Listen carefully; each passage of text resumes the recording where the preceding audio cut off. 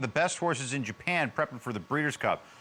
Matt, Forever Young, prior to the Kentucky Derby, was a horse both you and I thought could be the one to get Japan its first Kentucky Derby. That's the only loss in his career going into the race this morning as he prepared for the Breeders' Cup Classic.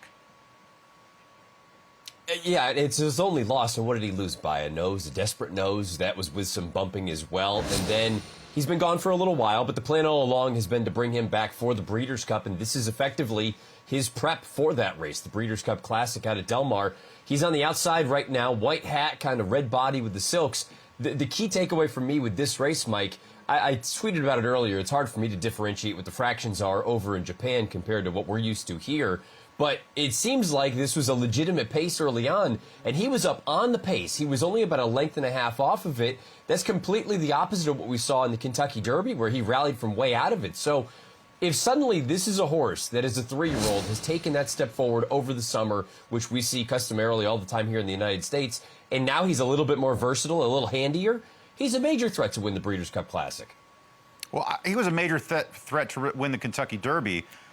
There's 19 horses coming over for the Breeders' Cup this year. It's like the third year we've seen a large en masse dissension into the Breeders' Cup ranks from Japan.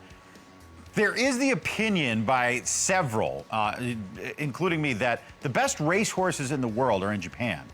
And it's not that they haven't been able to compete at the highest levels. They've always had horses that would come over and make some noise in big races or be competitive. It's just how deep their ranks are anymore.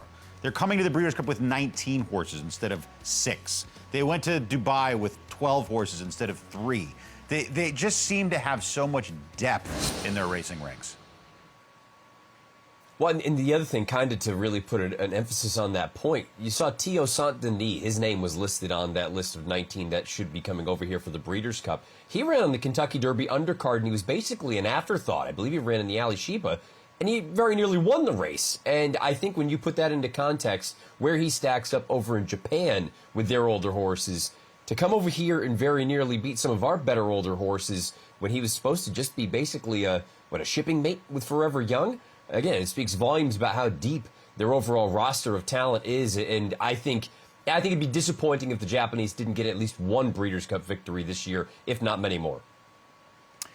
So a good look there at Forever Young as he made his final prep, a winning one, queuing into the Breeders' Cup Classic on November 2nd at the Del Mar Thoroughbred Club. We're going to take a break. When we return, we'll get you out